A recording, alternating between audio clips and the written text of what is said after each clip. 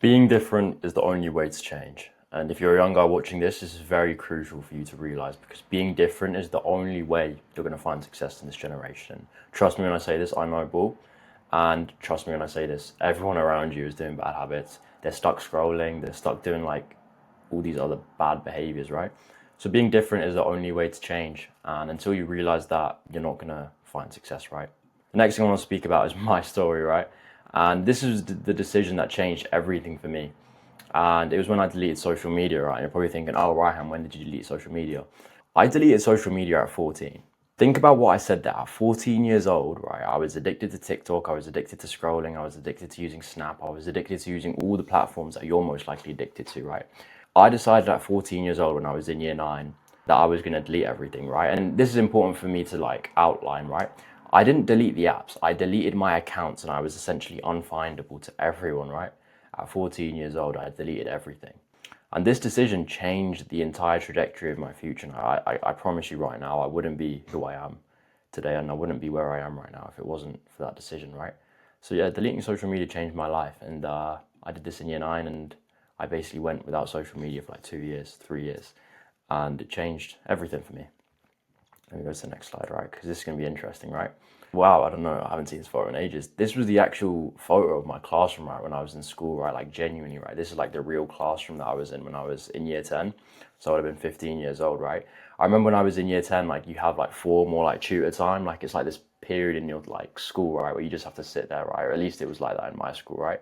And yeah, this was my exact classroom. So I appreciate whoever's taking the time to take a photo for me and send me the photo for this. But yeah, I mean, I remember when I was 15 years old, 14 years old, I used to just sit alone during like form and tutor. And where did I sit? I think it was like here. Yeah, let me just try and draw it out. Like, keep in mind, right, I used to sit purely by myself, right? Everyone would be like sat here. These like rows would all be filled with people, right? And everyone would basically just like face the front. And I had a tutor, right, like a form tutor, right, and I used to just sit here by myself, right. I remember like I used to sit down there and I used to just read a book, right. Literally anyone who was in my tutor would have told me. I don't think I can remember many people that are in my tutor actually. Oh yeah, I remember there was these group of girls from my year group that used to sit here. Like these were just like basic girls, right? They were just like smart and stuff, right? They were nothing special, right? And I remember like I used to sit here and I used to read a book. The book was called Deep Work by Cal Newport, one of the best books I've read for productivity, right? And I used to just read it sat there, right? And I remember I used to just walk in and I just used to read my book, right? And yeah, this classroom has a lot of memories because I think this is the same classroom that I set a fire alarm off in. I think it is. Yes, it was the classroom when I was in year nine. I set a fire alarm off in this classroom. I walked in late and there was no teacher. Set the fire alarm off. I don't know if it's still there. It might have been removed, right? And I got suspended for like 3 days, right? Which is quite cooked, right? That's another story. And yeah, I used to have like an English class in here when I was in year eight with this teacher called Mr. Powell. He just disappeared. One of my favorite teachers ever. Like, if you're watching this, Mr. Powell, like, definitely reach out to me because I appreciate the lessons you taught me when I was in year eight. Anyways, right, I'm getting sidetracked, right? So yeah, I remember when I was in year 10, I used to sit here by myself. It was always this seat. It was never anywhere else. And I used to just read a book and I used to never use my phone, right? I was always just sat idly, right? Either just thinking about things or reading a book, right? And on top of that, right, I remember in school I wasn't like a traditional kid that I used to like follow instructions. I used to do things on my own accord. Like I was never like outrightly disrespectful to teachers like some people were, right? I was never in the position where I needed to like get removed or anything, right? Because I was like violent or whatever, right? I was never like that. I remember like I used to just never follow instructions.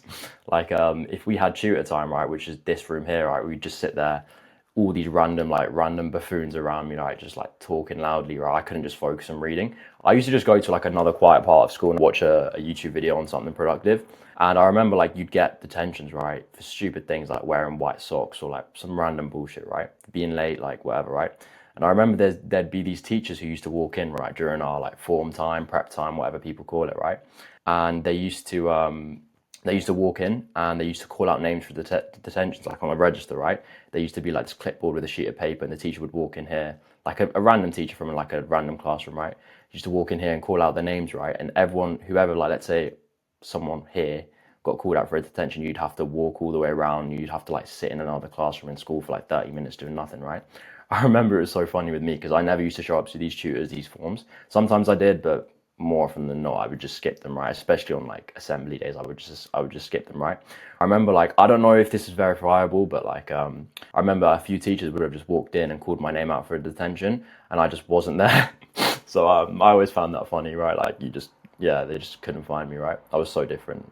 Yeah, it's so funny to think about that, right? But yeah, I mean, this classroom holds a lot of memories. So I don't know how one photo could hold so many memories, right? But yeah, basically, right, it's not. It sounds all right, like it sounds good, but like during this period again, like I was quite alone. Like I didn't have many friends. I had one other guy in my year group who I was friends with, but we'd only see each other during lessons, right, and outside of school. If anyone would tell you like how Ryan was in year 10, they would think, oh, he's so weird. He thinks he's better than everyone else. He sat there reading. Like, yeah, it was just a very specific scenario, right? So yeah, I mean, that was that. So what I wish younger me knew, right? This is the biggest thing that I want you to know. And this is basically me talking to younger Ryan here, like he's 15 years old. I wish that I accepted who I was more and I didn't try and fit in. Like in some ways I still seek approval from the people around me. And it was all because I just felt alone, right? I hadn't yet discovered my new friends and I was still stuck in the same crowds that I was with when I was like 15 years old, right? So what I wish younger me knew was that I wish I was unapologetically myself. I did what I wanted and I lived how I wanted. I was, but I was always like in the back of my mind, I was always second guessing what people thought, right?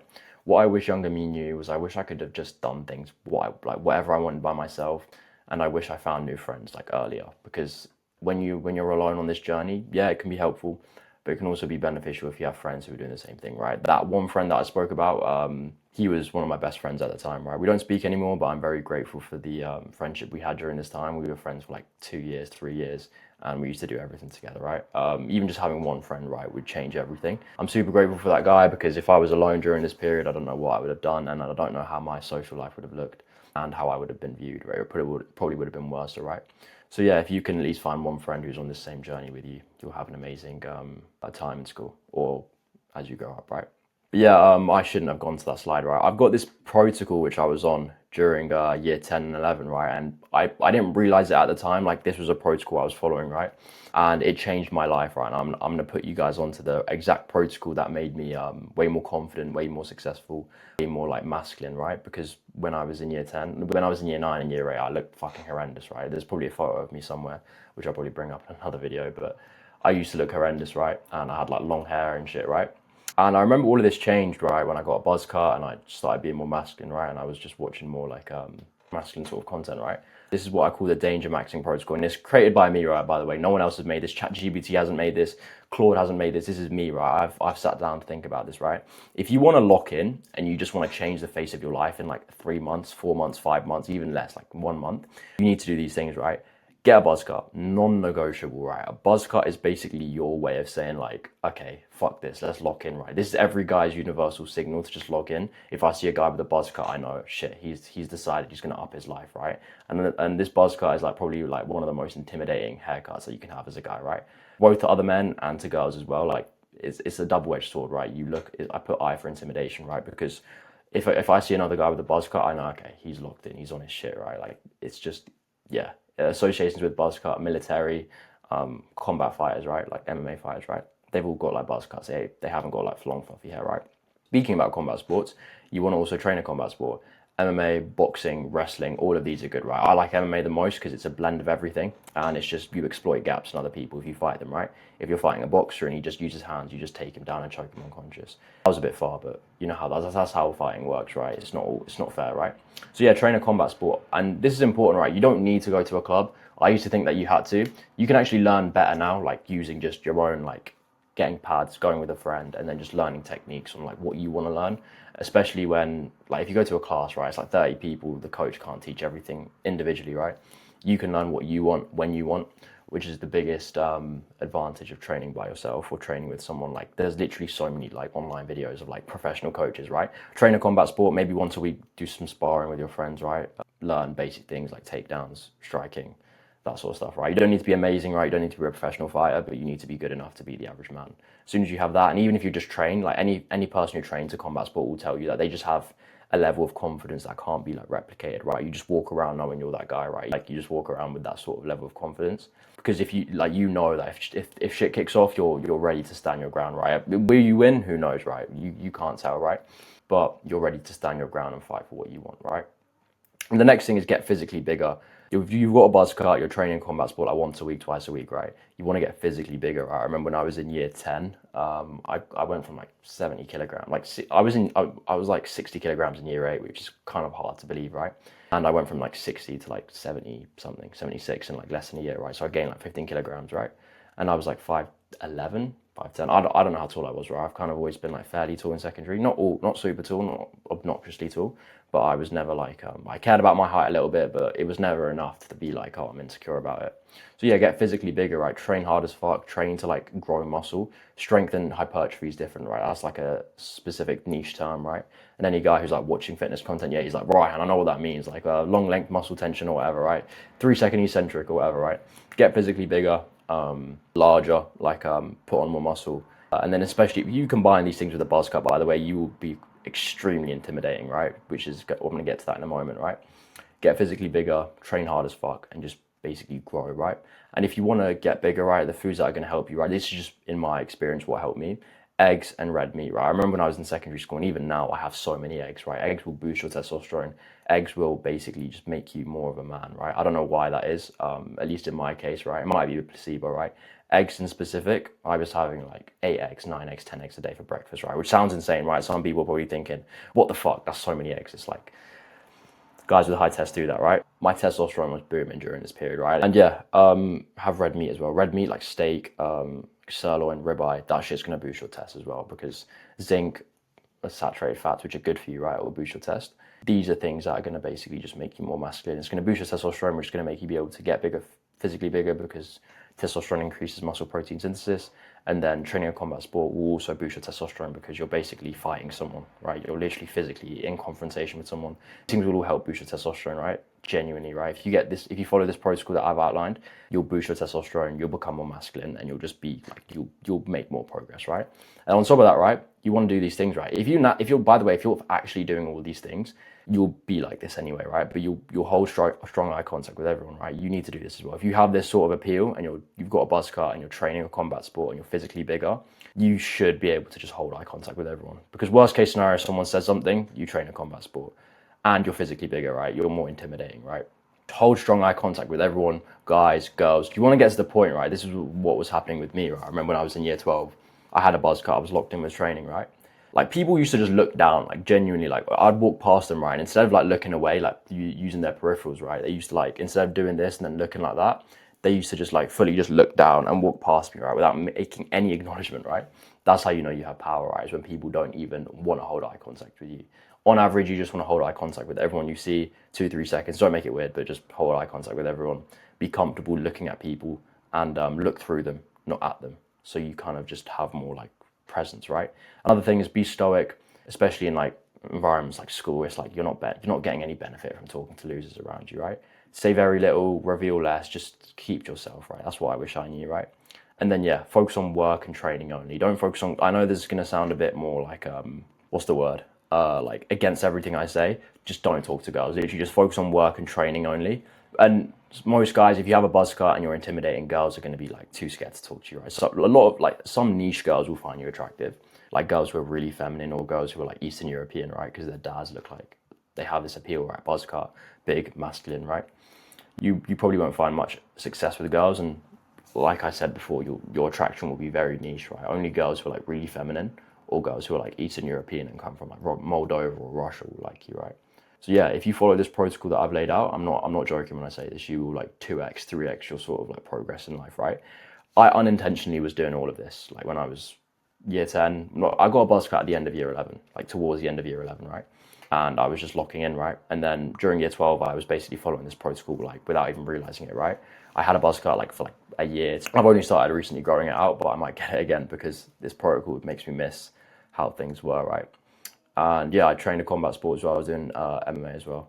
Like with my mates, we were just training, right? And I was getting physically bigger. Like literally, I went from like 76 to like 90 kilograms, which is a massive jump, right? 14 kg added to your frame is like a big jump, right? Especially if you're fighting as well. Like any fighter will tell you, like if you're fighting someone who's heavier, it's hard to move them, especially if they're good. Like, especially if you're wrestling. For boxing, it's not really noticeable. Like, if you're 90 kilos as a boxer, you're just a heavyweight. But if you're 90 kilos as an MMA fighter or as a wrestler, bro, it's like hard to move someone, right? And it's like very dangerous to fight someone who's heavy and big at fighting. So, no, big, what is that? That makes no sense. Big and they're heavy, right? It's hard to fight someone like that. So yeah, get physically bigger. If you do all the things that I've outlined, you will find success and you'll do very, very well with everything. So yeah, this is the protocol that I made, and I just wanted to talk about a bit about me. So yeah, being different is the only way to change, right? Like, I've spoken about this at the beginning of the video, and it's really important that you realize this, that changing is very important, right? If you want to improve yourself, you need to change at some point. Whether you realize this now or later or in 6 months, it's better you realize this now before it's too late. So yeah, I really hope this video has helped you, and if you follow the protocol, and I know you in person, you've got a buzz cut, I'll know you're on your shit. So maybe that's an additional plus to get a buzz cut. Actually, I might get a buzz cut as well. Fuck it, I'll do it as well. Fuck it, right? If you're watching this video, right, I will get a buzz cut, and I will follow this protocol with you. So if you're like, what do you call it? If you're like 15 years old and you know me, or 16 years old or 17 years old, it doesn't matter how old you are, right? A lot of young guys follow me, right? So if you're younger than me and you see me with a buzz cut in person, then you know I'm on my shit. So yeah, maybe that's the inspiration for you to get a buzz cut as well. There's always one last thing I say before the end of every video. Always strive for excellence, because great things will come your way. Boom.